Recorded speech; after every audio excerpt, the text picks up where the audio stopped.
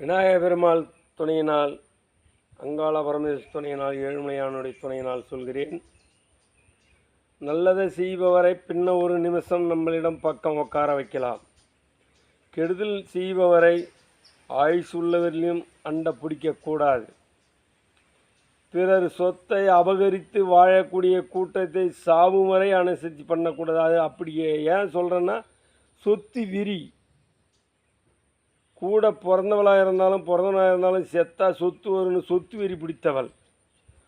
வெறி பிடித்தவன் இவங்களை ஈர்த்து பிடித்தால் நல்லவங்க போல பேசி குடும்பத்தையே க்ளோஸ் பண்ணி விட செய்து தயங்க மாட்டாங்க. அந்த மாதிரி குடும்பத்தை ஆயுசுள்ள வரலையும் அண்டை பிடிக்கூடாது. அதுபோல் துரோகி குடும்பத்தை அண்டை பிடித்தால் குடும்பம் அழிஞ்சிவிடும். யார் ஒரு துணையும் இல்லாமல் ஆகிவிடும். அந்த துரோகிகளை அண்டபிடித்தால் சொந்த பந்துகள் அத்தனையும் உறவு அருந்துடும்.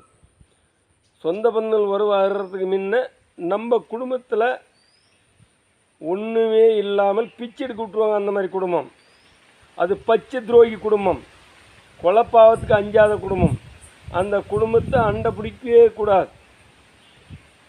அந்த குடும்பத்தை அண்டை பிடிக்கிறத விட 100 நாயை அண்டை பிடிச்சா நம்மளுக்கு காவலாக வரும்.